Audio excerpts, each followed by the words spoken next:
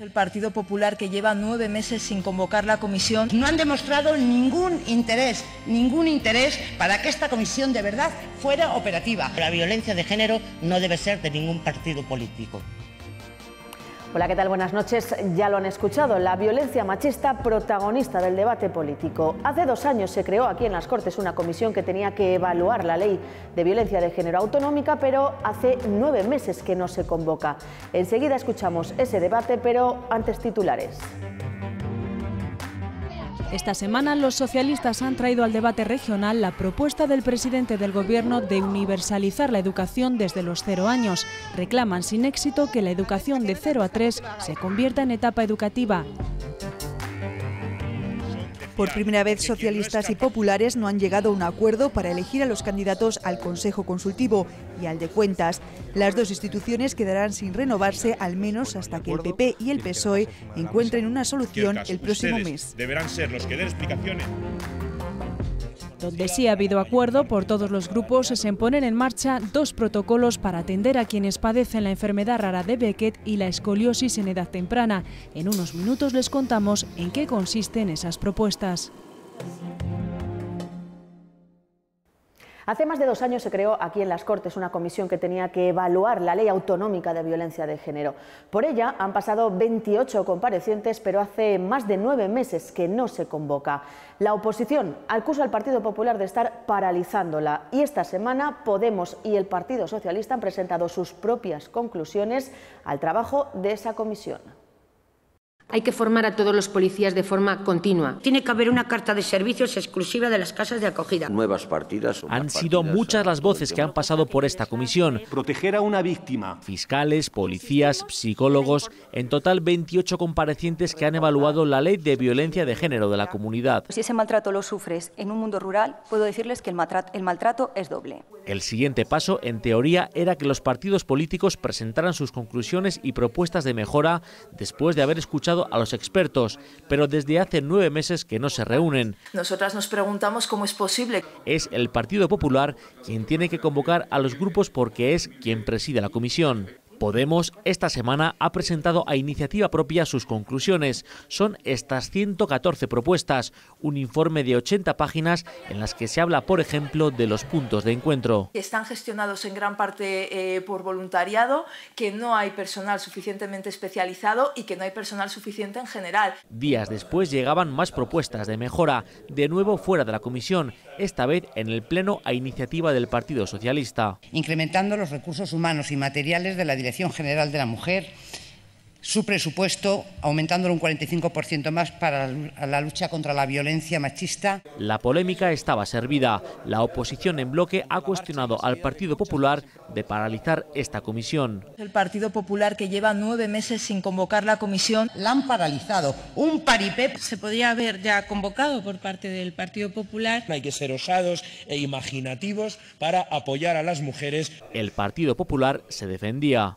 Una moción con 53 puntos para debatir en 5 minutos es un puro disparate, señoría. Ese es el interés del Partido Socialista. A falta de las conclusiones finales, hace unos meses se cumplía la petición del vicedecano del Colegio Oficial de Psicólogos de Castilla y León. Más partidas a todo el tema de la atención psicológica. Y el pleno de esta semana ha dejado un acuerdo que va a mejorar la vida de algunos castellanos y leoneses. Los enfermos de Beset han llevado a las Cortes una propuesta secundada por todos los partidos políticos y que la Consejería de Sanidad va a poner en marcha de forma inminente. Se trata de evitar los periplos innecesarios por los médicos de estos pacientes. Lo peor no es convivir con esta caja de medicamentos, ni siquiera las llagas en boca y genitales. Ya está acostumbrada a la visión parcial o el picor de ojos. Lo peor es que... No puedo con mi alma, que no te puedes mover, no puedes dormir, estás andando y estás haciendo un poquito de vida. El Beset es una enfermedad grave, crónica y no tiene cura. La medicación, incluida quimio y morfina, es solo para hacer soportables los brotes. No puedes beber, no puedes hablar, los ojos, o sea, era todo a la vez. Entonces eres como un nada. Hay un cachito de trapo, no puedes más. Cuando vas a urgencias es que no puedes más. No porque quieres que te esté viendo alguien. No, es que no puedes más. Necesito que me metan los chutes rápidamente porque no me puedo mover. Y ahí, en la entrada a urgencias, aparecen dificultades añadidas, producto de la falta de coordinación. Estoy cansada de contar siempre lo mismo. Contar toda tu historia, 5 años atrás, 4 años atrás. Y lo que realmente me está pasando es que me estoy quedando ciega de este ojo, que lo estoy notando. Y quiero que me mandes arriba, cuanto antes vaya, antes podemos cortar esto. Esa tardanza en diagnóstico pues, puede provocar que un niño de 14 años acabe ciego. Parece que no tiene sentido en el siglo XXI. La pérdida de visión es una de las consecuencias más graves y, sin embargo, a Begoña nadie la derivó a un oftalmólogo. Un protocolo agilizaría diagnóstico y tratamientos. Si te han diagnosticado de BSED, automáticamente te tiene que ver pues un oftalmólogo, te tendrá que ver el de medicina interna, un nefrólogo, yo qué sé, te tendrán que ver los que te tengan que ver.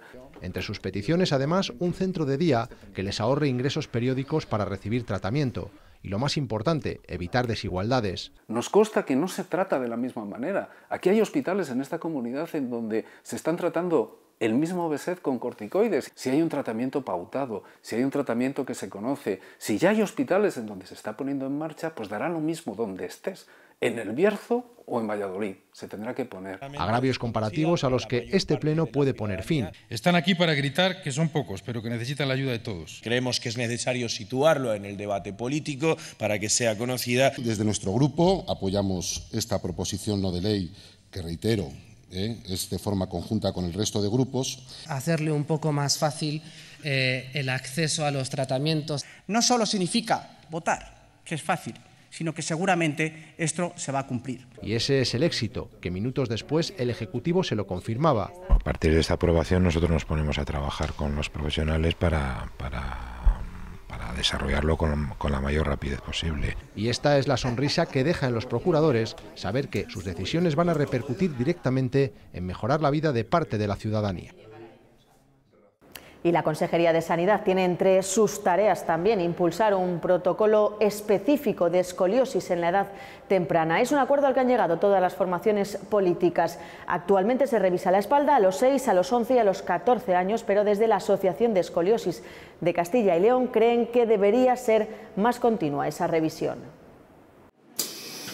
Son niñas y niños en pleno crecimiento intentando frenar la progresión de su escoliosis. 3 días a la semana trabajan en esta unidad de rehabilitación de la Asociación de Escoliosis de Castilla y León, única en España, con electroestimulación, tracción lumbar o el método FED. Lo ideal es detectarla cuando es muy pequeñita esa curva y poder ejercer un tratamiento sobre ella, para que durante todo ese tiempo la escoliosis no progrese, con los grados que nosotros la hemos detectado finalice el crecimiento y evitemos, entre otras cosas, la cosa mayor, la cirugía. El 80% de las escoliosis son idiopáticas, es decir, no se conoce su causa. Afecta más a las niñas que a los niños y la padecen en torno a un 4%. La escoliosis no duele. Cuando empieza una escoliosis en un niño puede tener 20 grados, puede tener 30, 40. Lo normal es que no duela esa escoliosis. Entonces, al no doler, no se queja, y si no se queja, pues a los padres se les puede pasar por alto.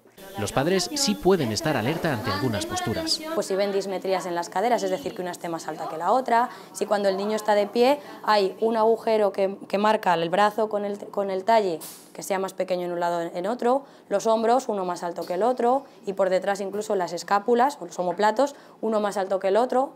Esos son signos que pueden decir: puede haber aquí una escoliosis. Entonces nosotros lo que luego hacemos es ver al niño de pie y ver todos esos signos, si se cumplen, y luego que se inclinen juntando los pies hacia adelante y ver si realmente cuando seguimos la columna hay una curva y hay un lado que por acción de la rotación de la escoliosis eleva más que el otro.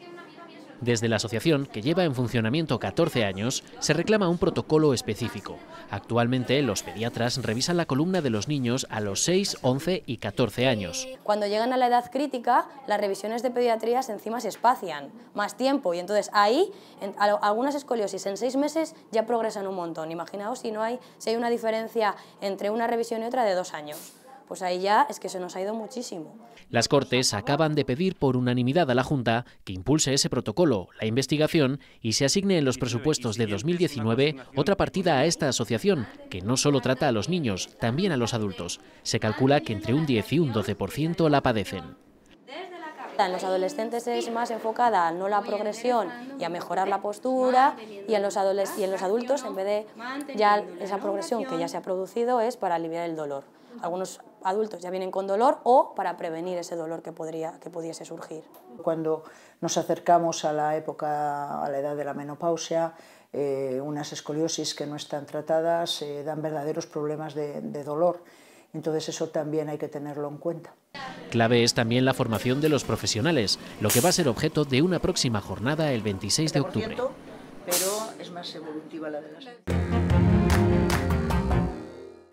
En el pleno de esta semana estaba previsto que se renovaran los miembros del Consejo Consultivo y del Consejo de Cuentas, pero esos nombramientos van a tener que esperar porque por primera vez no ha habido acuerdo entre populares y socialistas. El Partido Popular había incluido a José Manuel Fernández Santiago y el Partido Socialista lo ha rechazado desde el primer momento porque, dicen, estuvo implicado en la trama Gürtel. El pasado miércoles el PP lanza esta nota de prensa con sus consejeros para el Consejo Consultivo y de Cuentas. Un nombre hace sonar las alarmas en el PSOE, José Manuel Fernández Santiago. Que una persona que se vio implicada en su día en la trama Gürtel no tiene los requisitos éticos suficientes para ser propuesto al Consejo Consultivo. Históricamente, los dos grandes partidos habían respetado los nombramientos del otro, así que la negativa del PSOE enfada a los populares que amenazan. Pretenda después que el Partido Popular vote o respete la designación que le compete al Partido Socialista del senador autonómico. Pero la estrategia no surte efecto y 3 días después los socialistas no se han movido un ápice. El PP sabrá si cree que con el Partido Socialista le funcionan este tipo de estrategias y de amenazas, pero nos conoce poco, insisto. Que reflexionen, que sean serios y que cumplan con la palabra dada.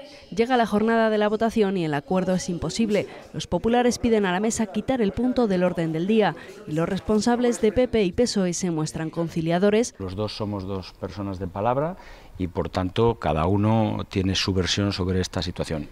Aunque Tudanca avisa. Hoy no hay acuerdo, tiene que dejarse encima de la mesa y si vuelve, cuando vuelva, tendrá que ser con acuerdo. Una buena sintonía que no llegaba a escucharse dentro del hemiciclo donde el portavoz parlamentario se despachaba así. Nosotros tenemos palabra. Hágaselo usted mirar. Nosotros, si alcanzamos un acuerdo, no por escrito, con la mano, si nos damos la mano, cumplimos los acuerdos. Deberán ser los que den explicaciones a los ciudadanos de Castilla y León de por qué su palabra vale menos que una moneda de chocolate. A pesar de la defensa que Mañueco ha hecho de Fernández Santiago, abren ahora un periodo de reflexión para encontrar un nombre que sí consiga los apoyos necesarios. Y otra votación menos polémica. Por 66 votos a favor y 17 abstenciones, Tomás López Quintana ha sido elegido como nuevo procurador del Común. La votación se hizo por llamamiento de forma secreta en una urna con papeletas y el despiste de algunos hizo que se introdujera una papeleta más del número de procuradores. Eso no obligó a repetir la votación porque los 6 superaban ampliamente los 3/5 necesarios. Hubo 17 abstenciones de Podemos, Ciudadanos y Grupo Mixto porque no estaban de acuerdo en que el candidato solo lo hubiese elegido el Partido Popular y el Partido Socialista. El cierre de Vestas ha estado también muy presente en el pleno de esta semana. Ciudadanos ha criticado duramente el papel de la Fundación Anclaje en la gestión de crisis empresariales como esta. Una acusación injusta para el presidente de la Junta, que asegura que esta fundación ha evitado en el 70% de los casos las marchas previstas de algunas empresas. El lunes la Junta convocará el concurso abierto y permanente para los funcionarios. El presidente ha presumido de ser la primera comunidad que lo hará ante las críticas del PSOE a la nueva relación de puestos de trabajo, que también rechazan UGT, comisiones y CESIF. Tudanca se refería así a la supresión de 371 puestos de libre designación. Y lo que quieren es blindar a los que han estado colocando durante tantos años en esos puestos que ahora van a decidir que no son de libre designación. Esta no es la manera. Herrera dice que se está desarrollando un acuerdo de 2015 y que mejorará la atención en la Administración. Esta es una comunidad que ya no debe ninguna paga extra. Esta es una comunidad donde se han recuperado todos los días de permiso y aquí se está cobrando el 100% de las retribuciones durante la incapacidad temporal. Podemos reprochaba al Gobierno que, según el Banco de España, Castilla y León sea la comunidad donde más ha crecido la deuda, que llega a los 12.000 millones. Ustedes están generando una deuda enorme, cada vez más grande, sin que ello se traduzca en solucionar los problemas de esta tierra. Herrera le afeaba su incoherencia criticando aquí el endeudamiento al que Podemos sí presiona a Sánchez. Ustedes nos quieren freír a deuda, ustedes nos quieren freír a presión fiscal, ustedes son los amigos del endeudamiento. Y para cuestionar la reducción del sector público, Ciudadanos cargaba contra la Fundación Anclaje. El fracaso estrepitoso de la Fundación Anclaje. Una Fundación Anclaje que es sinónimo de incapacidad ante la marcha y la salida de muchas de las empresas de Castilla y León. Mire, de 50 grupos de trabajo constituidos para 50 crisis a lo largo de la legislatura, 35 han terminado positivamente. La Junta ha defendido que se haya denegado una renta de ciudadanía a un parado que ya recibe una prestación de 426 euros. Que dirija a los agentes sociales del diálogo social y que proponga una revisión de la normativa. Tendremos que analizar qué podemos hacer nosotros y cuál es el escalón previo, que también sería muy importante que su grupo instara, y creo que no ha hecho, en el Congreso de los Diputados. 15 de las 17 comunidades autónomas no cumplen con la Carta Social Europea, que cifra en 633 euros la renta para no vivir en el umbral de la pobreza.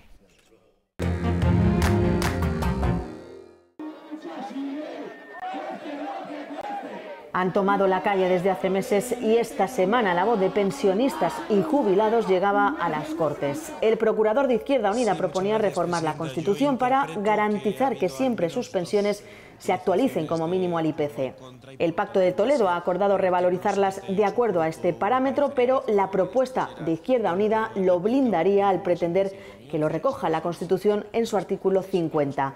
En Castilla y León, la mitad de los pensionistas cobran menos de 650 euros al mes. Algunos se sentaron en la tribuna. La propuesta fue rechazada porque los grupos creen que el marco para este debate es el Pacto de Toledo.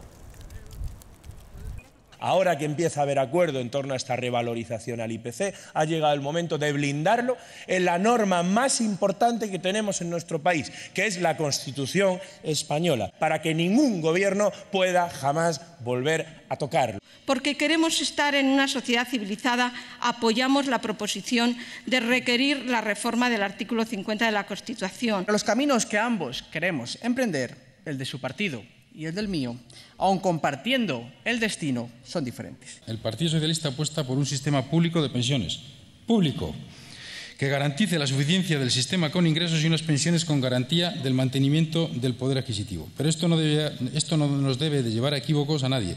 Desde este Parlamento no vamos a decir a los diputados en el Congreso lo que tienen o no tienen que hacer. Una reforma constitucional no tiene visos de finalizar con éxito si se plantea desde un Parlamento regional, por un representante del grupo mixto y sin haber consensuado absolutamente nada con otros grupos en algo que se exige una mayoría muy reforzada. Rechazo unánime esta semana a cualquier tipo de negociación bilateral con Cataluña fuera del Consejo de Política Fiscal y Financiera. La propuesta ha sido del Partido Popular, ha sido respaldada por todos los grupos políticos, pero no sin reproches. El Partido Popular trasladaba los últimos acuerdos del Gobierno con Cataluña hasta el hemiciclo para volver a reiterar el rechazo a cualquier negociación bilateral. Señor Luis Tudanca, 30 de noviembre de 2017, me parece muy bien la quita a Cataluña. Esa es la diferencia, que ustedes son una triste alfombrita del señor Sánchez. No era la primera vez que las Cortes respaldaban esta postura y por ese motivo el PSOE acusó a los populares de utilizar el Parlamento para hacer oposición a Pedro Sánchez y para dejarlo patente introdujo un punto en forma de enmienda con los acuerdos en financiación alcanzados por todos los grupos. Si ustedes no aceptan esta enmienda y si no la votan a favor, damos por roto por su parte el acuerdo de financiación.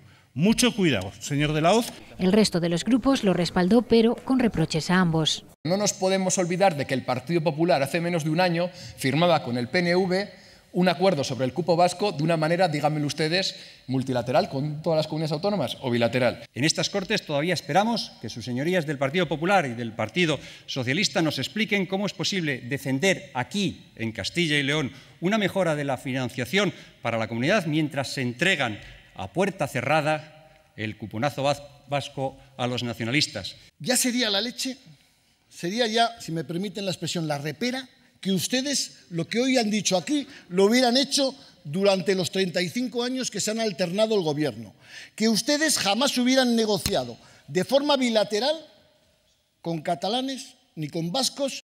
Si ha habido acuerdos, pero acuerdos los hubo con el señor Suárez, acuerdos los hubo con el señor González, acuerdos los hubo también con el señor Aznar. ¿Qué cambió en las relaciones del Estado con Cataluña? La amenaza secesionista, señor. Es ahí, dice el Partido Popular, donde está el matiz. Sí, acuerdos bilaterales, pero no con quien quiere romper la unidad de España. Y además de la financiación, el Partido Popular ha hecho un llamamiento sobre el carbón justo en el momento en el que el Gobierno central está perfilando un plan de transición energética. Las Cortes reclaman que se elimine el impuesto al carbón, como se ha hecho con el del gas. Las Cortes secundan una vez más su apoyo al carbón autóctono. Lo hacen con una proposición del PP que los grupos tacharon de electoral, en la que se reclama al Gobierno una transición razonable y que no cierren de inmediato las térmicas. Elimina el impuesto especial para el gas y lo mantiene para el carbón, con lo que hace que el carbón no sea competitivo. Esa es la política de los hechos.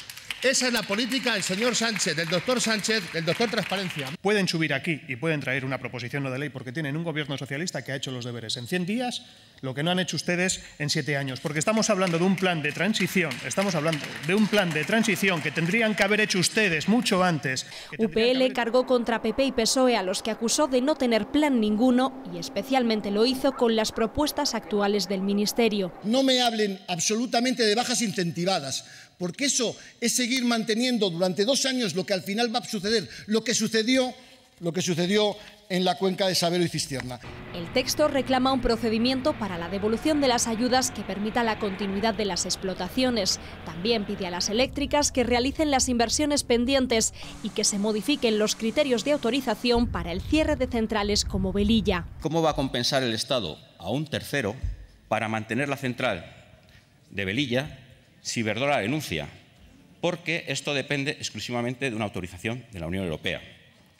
Y la Unión Europea solo lo va a autorizar cuando haya un riesgo de garantía de suministro. Con que España y con que la Junta de Castilla y León se comprometan en el desarrollo de las cuencas mediante subvenciones, mediante aportaciones, ya, no dentro de unos años cuando ya no quede nadie. La propuesta salió adelante con el voto a favor de PP, PSOE y UPL y la abstención de Podemos, Ciudadanos e Izquierda Unida.